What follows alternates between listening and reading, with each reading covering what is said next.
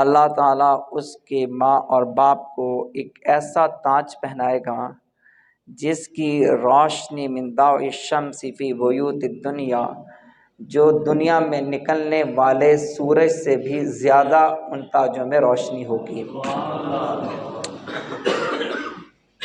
اسی سے بس ایک بات اور آگے کہہ کر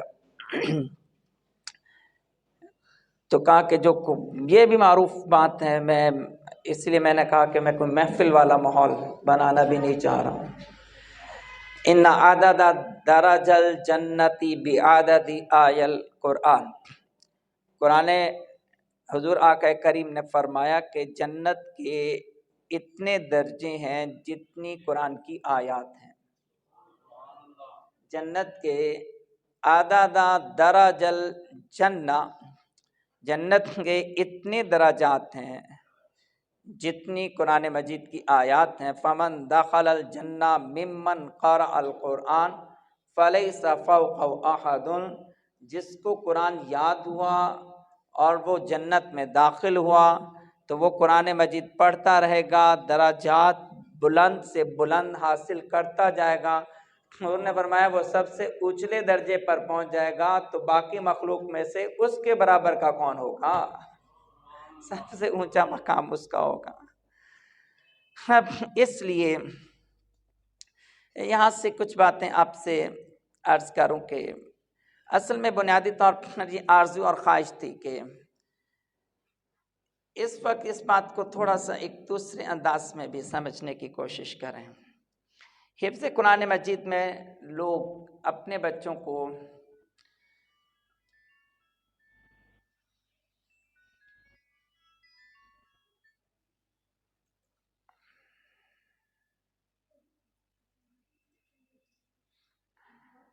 چلیں میں دکھاتا ہوں اس کے ساتھ ساتھ۔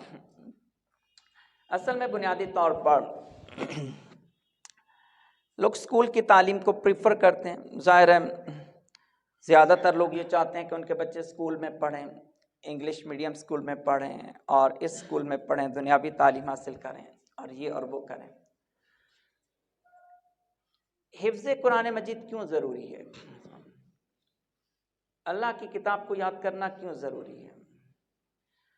پہلی بات تو جہاں تک اس کے اخروی فائدے ہیں وہ تو میں آپ کی خدمت میں عرض کر چکا ہوں، لیکن میں ذاتی طور پہ سمجھتا ہوں کہ for a good education a sharp memory is necessary, اور there is no second opinion that the sharp memory, the person who memorizes the Quran Majid by heart has a very sharp memory، کہ جو قرآن مجید کو یاد کرتا ہے اللہ تعالیٰ اسے کبھی حافظہ نصیب فرماتا ہے، مضبوط حافظہ نصیب فرماتا ہے جناب۔ اور قرآن مجید کو جس وقت آپ تسلسل کے ساتھ پڑھنے کے عادی ہو جائیں تو قرآن مجید صرف شارپ میموری پیدا نہیں کرتا۔ مثال کے طور پر قرآن مجید پر غور کرنے سے آپ کو چیزوں کو ایویلیویٹ کرنا آتا ہے، چیزوں کو انالیسس کرنا آتا ہے۔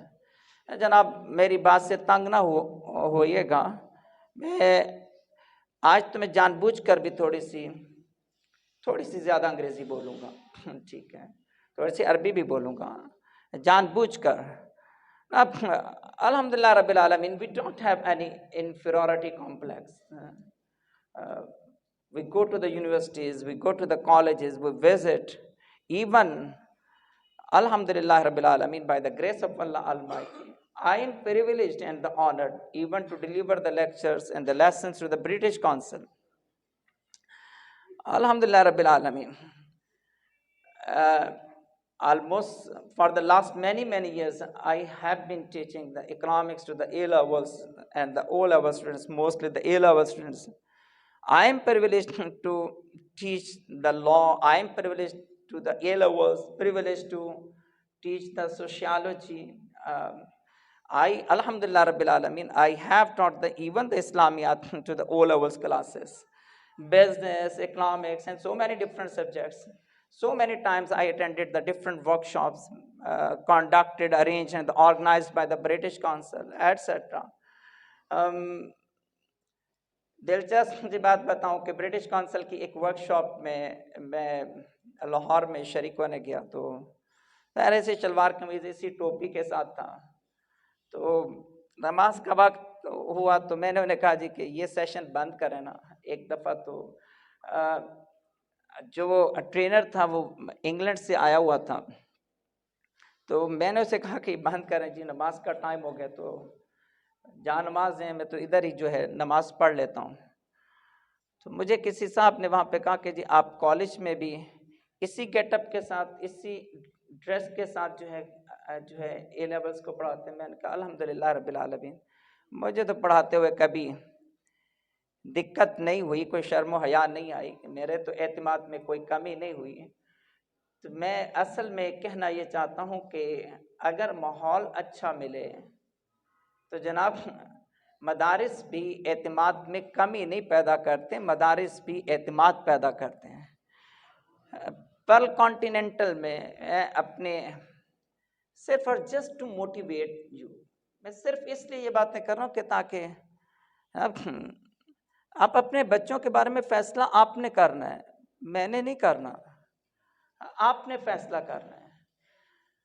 ہم تو ایک کوشش اور کاوش ضرور کر سکتے ہیں کہ ہم آپ کو گائیڈ کر سکتے ہیں. Career counselling is a modern day a profession. Career counsellors جو ہیں جناب، وہ ایک سیشن کا جو ہے فی چارج کرتے ہیں، مفت میں مشورہ بھی نہیں دیتے. جناب ہم تو خون دل جلا کر آپ کے پاس آ کر بیٹھے ہیں. یہ ساری پریزنٹیشن میں نے خود اپنے ہاتھوں سے بنائی ہے جناب. یہ اتنا آسان نہیں ہوتا. جو کمپیوٹر لٹریٹ ہیں، those who know something about the computer, they also know that how much difficult is it to make a one presentation. It takes the one presentation takes the many hours. جناب گھنٹوں کی مشقت درکار ہوتی ہے. اور جس وقت بندے کے پاس ہیکٹک شیڈیول ہو، ہیکٹک روٹین بھی ہو، اس کا دن بھی مصروف ہو اور شام بھی مصروف ہو، تو اس میں سے جناب یہ سب کچھ شکر الحمدللہ اللہ کا شکر ہی ادا کرتا ہوں کہ اللہ کا شکر ہے اللہ نے کوئی بیکار زندگی نصیب نہیں فرمائی. اللہ اکبر. تو جناب میں جو بات صرف اور صرف یہ بات اس لیے کر رہا ہوں کہ when I was attending the workshop in the Pearl Continental at Lahore, British council کی کیمبرج یونیورسٹی کی ورکشاپ تھی، تو مجھے اب بھی یاد ہے کہ میں نے وہاں پہ جو لیسن دیا تھا، تو جو ان کا سپروائزر تھا اس نے بعد میں آ کر یہاں کالج میں اس نے وزٹ کیا، تو اس نے کہا جی کہ اسپیشلی اس نے میرا ذکر کر کے کہا تھا کہ ہم نے ان کا لیسن جو ہے اسپیشلی ریکارڈ کروایا ہے، اور ریکارڈ کروا کر بیسکلی ہم یہ سمجھنا چاہتے تھے کہ جھنگ کے علاقے میں جہاں پر سمجھا یہ جاتا ہے کہ اے لیولز جو ہے وہ مشکل ہے اور کم پڑھنے والے بچے بھی ہیں اور ہے بھی ایسے ہی، تو وہاں سے جو ہے اسکلڈ اور دا ایکسپیرئنس ٹیچرز وہ کیسے اور کتنے پاسبل ہیں. میری رائے اور خیال یہ تھا کہ ہم قرآن مجید کو پڑھنے پڑھانے کا انداز تبدیل کریں اور اسے ماڈرنائز کریں. ٹیکنالوجی کہاں سے کہاں چلی گئی ہے اور انداز تعلیم کہاں سے کہاں تک چلے گئے ہیں، تدریس کہاں پہ چلی گئی ہے جناب. ہم تو ویسے اپنی دنیاوی ایجوکیشن میں بھی بہت پیچھے ہیں. اگر ہم ماڈرن ایجوکیشنل اسٹینڈرڈس کو دیکھیں اور سائیکالوجی کو دیکھیں تو جناب دنیا کہاں سے کہاں پہنچ گئی ہے اور ہم ابھی بھی وہیں پر اسی طرح سے کھڑے ہیں. جناب بچے کی گرومنگ پر ہم کتنا توجہ دیتے ہیں. میں مدارس کی بات نہیں کر رہا ہوں، اسکولوں میں بھی میں 20 اسکول دیکھتا ہوں اور 20 انٹرویوز میں بیٹھتا ہوں جہاں پہ ریکروٹمنٹ چل رہی ہوتی ہے. ان سب مراحل سے گزرتا ہوں جناب. سلیکشن کیسے ہوتی ہے لوگوں کی، اس پروسیس کا بھی حصہ ہوتا ہوں. ٹیسٹ کیسے بنتے ہیں، یہ سارا کچھ جو ہے ساری زندگی اسکولوں کالجز میں اور ساتھ مدارس میں اب طویل عرصہ گزر گیا، اس لیے مجھے بہت اچھے طریقے سے پتہ ہے الحمدللہ. تو میرا خیال یہ تھا کہ ہم قرآن مجید کی تعلیم کو بھی ماڈرنائز کریں اور جدید انداز میں بچوں کو قرآن مجید یاد کروایا جائے، حفظ کروایا جائے، جس سے وہ قرآن مجید صرف یاد ہی نہ کریں بلکہ یاد رکھیں بھی. آج کے دور کا بڑا المیہ یہ ہے کہ لوگ حافظ بنتے ہیں، اپنے بچوں کو حافظ بناتے ہیں، لیکن پھر اسکول میں پڑھنے کی ایسی بھاگ دوڑ لگی ہوتی ہے کہ جیسے ہی بچہ اسکول کی طرف جاتا ہے وہ قرآن مجید پڑھتا نہیں ہے، مشق کرتا نہیں ہے، منزل اس کی پر روز کی روز اس پہ گرفت نہیں ہوتی، جس کی وجہ سے ہے نا اللہ تعالیٰ معاف فرمائے، اللہ تعالیٰ معاف فرمائے، جو میں کہہ رہا ہوں اللہ کرے یہ غلط ہو، لیکن 50% سے بھی زائد ایسے حفاظ کی تعداد ہے جو آج کے دور میں قرآن مجید حفظ کرنے کے بعد پھر یاد نہیں رکھ پاتے۔ اس کی وجہ یہ کہ جس وقت آپ انہیں اسکول میں داخل کرواتے ہیں اور پھر پریشر ان پر بنتا ہے کہ انہیں اسکول کی تعلیم میں بھی بہت اچھا پرفارم کرنا ہے، یہ اسسمنٹ ہے، یہ ایگزام آ گیا، یہ امتحان آ گیا، یہ یاد کرنا ہے جناب۔ ویسے بھی ہمارے اسکولوں میں 7 سبجیکٹس ہم ایک بچے کو پڑھا رہے ہیں، ایون کہ نرسری KG کے بچے کو بھی 4 سے 5 6 سبجیکٹس جو ہم پڑھا رہے ہوتے ہیں۔ تو جس وقت آپ اتنا برڈن کرتے ہیں کسی بھی بچے کو، تو اس کا نتیجہ یہ ہوتا ہے کہ قرآن مجید اس کی ترجیحات میں پیچھے چلا جاتا ہے، پھر وہ قرآن مجید بھولنا شروع کر دیتے ہیں۔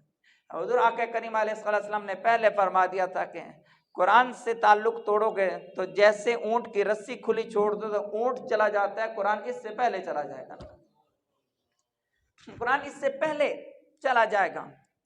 جناب اس لحاظ سے سوچا کہ ہم بریک ڈاؤن بناتے ہیں قرآن مجید، سلیبس بریک ڈاؤن بناتے ہیں، ویکلی سلیبس بریک ڈاؤن، کہ اس ایک ہفتے میں اگر آپ یہاں سے غور سے دیکھیں تو یہاں پہ بڑا واضح طور پر لکھا ہے کہ 28 فیب اگرچہ گزر گئی ہے، ہم اس آنے والے بدھ سے انشاءاللہ اللہ نے چاہا تو کلاس شروع کریں گے، ٹھیک ہے، کہ فلاں ہفتے سے فلاں ڈیٹ سے جو ہفتہ شروع ہو رہا ہے اس ہفتے کے اندر بچے کتنا قرآن مجید یاد کریں گے، اور اس سے اگلا ہفتہ جو ہے وہ کتنا ہوگا، اس سے اگلا ہفتہ کتنا ہوگا۔